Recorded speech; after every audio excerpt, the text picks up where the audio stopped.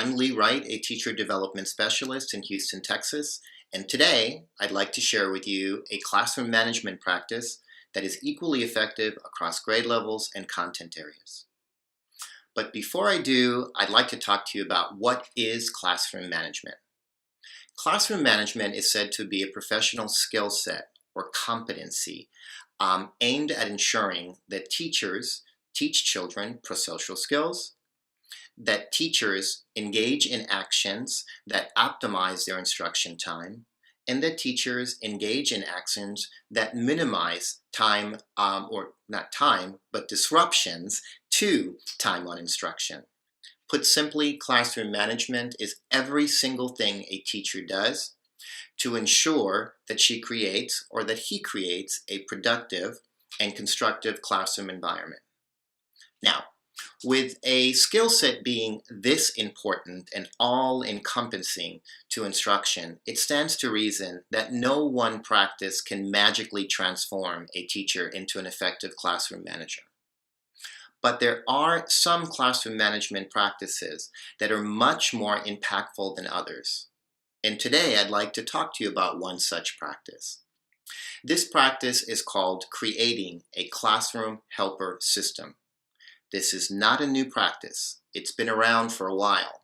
But many researchers, and I agree with them, state that this practice is often underutilized for its potential benefits by many teachers. This practice, put simply, involves assigning jobs or tasks to every one of your students.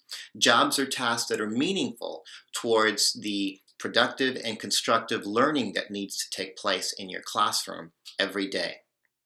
It also involves assigning children with job titles that they could assume that mirror the real world. Now, there are a myriad of ways of creating classroom helpers. Teachers have been doing so, as I said, for a very long time.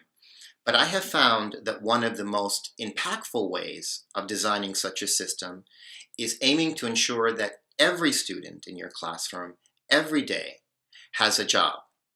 This way, your classroom helper system can mirror real-world practices, and that they all have the opportunity to contribute to your classroom environment and to its learning. And the second condition that can make this practice highly effective is to make sure to institute it systematically. Now, how can you do so? Well, in order to implement a systematic classroom helper system, you should follow 3 simple steps. What are those steps? Let's explore them. Step 1 is start with brainstorming. Take time and reflect and write down every single task that you need done in your classroom every day for ensuring the success of your every activity and lesson from the beginning of the day to the end of the day.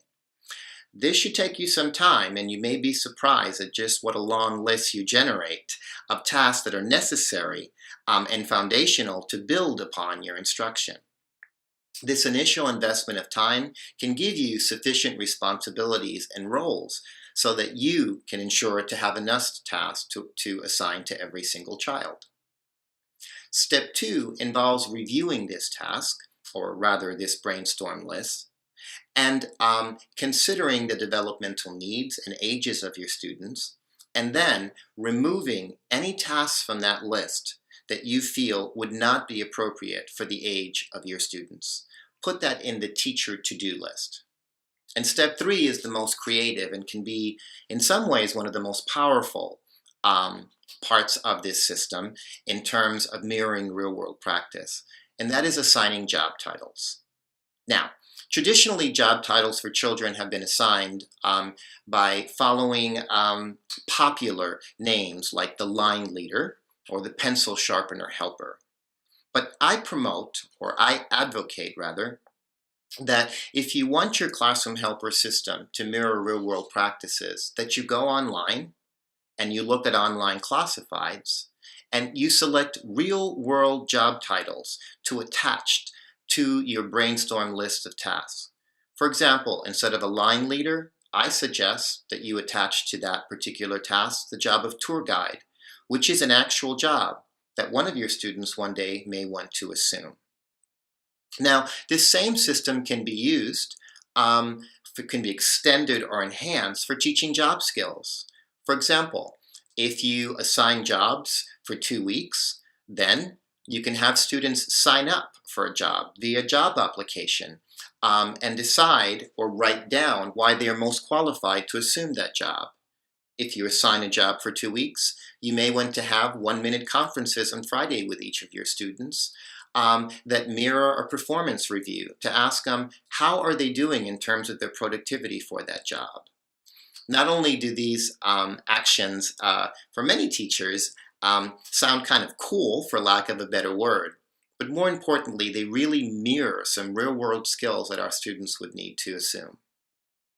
Signing a classroom helper system can help you not only create a community of independent learners, but can also help you preserve and capitalize upon the maximization of your instruction time each day, something that every single teacher aims to do.